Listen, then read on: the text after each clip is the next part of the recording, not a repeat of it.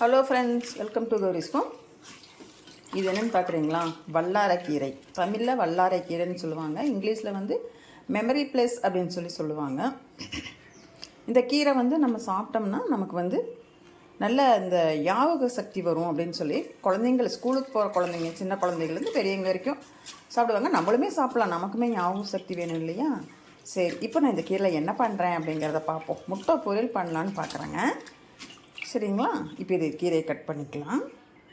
முட்டை பொரியலுக்கு கொஞ்சம் ஆம்லேட் எடுத்து வச்சிட்டேன். இப்போ பொரியல் பண்ணலாம். அந்த கீரையை கட் பண்ணி போட்டு, இந்த கீரை சந்தையிலலாம் பார்த்தீங்கன்னா காஸ்ட் அதிகம். ஆனால் இது வந்து நம்ம வீட்டு பக்கத்துலேயே வந்து எல்லாம் முளைச்சி நிறைய கிடக்குது. ஆனால் அதை யாருமே சீந்து வரலாம் கிடக்குது. ஆனால் இது வந்து காஸ்ட்லிங்க. அதான் காசு கொடுத்து வாங்கினோம்னா அதனுடைய அருமை தெரியும். சும்மா கிடச்சதுன்னா எப்போவுமே அருமை தெரியாதுன்னு சொல்லுவாங்க. அது மாதிரி தான் நிறைய வீட்டு பக்கத்தில் முளைச்சி கிடக்குது. இன்றைக்கி எடுத்து நான் இதை வந்து ஒரு பொரியல் பண்ணுறேன். காம்பை எடுத்துருங்க. இந்த காம்பை எடுத்துட்டு போட்டுடலாம்.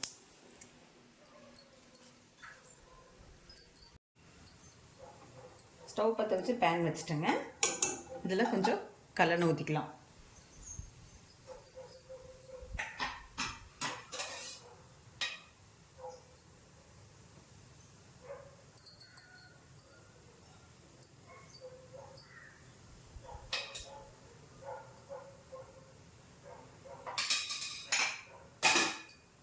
எண்ணெய் சூடாகட்டும்.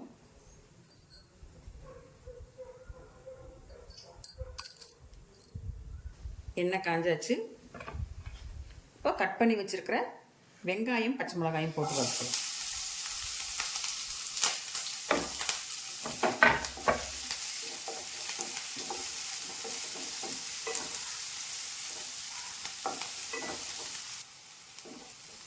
வெங்காயம் நல்லா வதங்கிடுச்சு.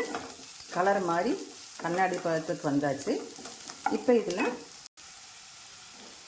2 சீரகம் போட்டுக்கலாம். கொஞ்சம் பெப்பர் பொடி போட்டுக்கிறேன்.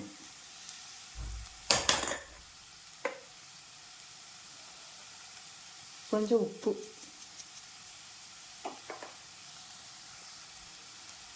போட்டு இப்போது இந்த கீரையும் போட்டுக்கலாம். அதாவது வல்லாரைக்கீரை, இங்கிலீஷில் சொன்னால் மெமரி ப்ளஸ் கீரை போட்டு இதையும் போட்டு வதக்குவோம்.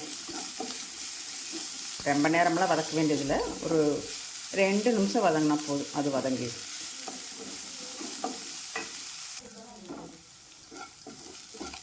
நல்லா வதக்கியாச்சு. கீரை போட்டு இந்த மெமரி ப்ளஸ் கீரை, வல்லாரைக்கீரை போட்டு 2 நிமிஷம் ஆச்சு. இப்போது முட்டையை உடச்சி ஊற்றலாம். இப்போது முட்டை உடச்சி ஊற்றிக்கலாம்.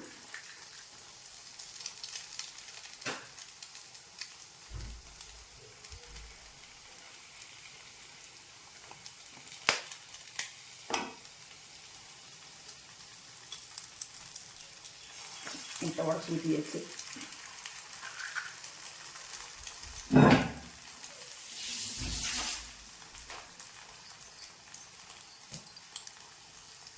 இப்போ நல்லா கிளறி விடுவோம்.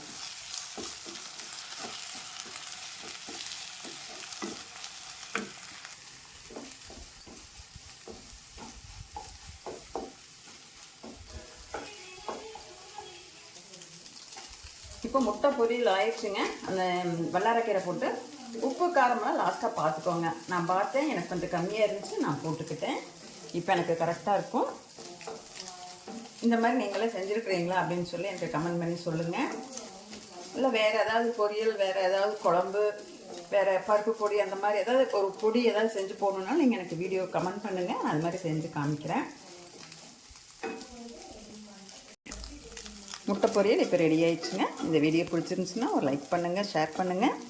கௌரிஸ் ஹோம் சேனலை சப்ஸ்கிரைப் பண்ணிவிட்டு பாருங்கள்.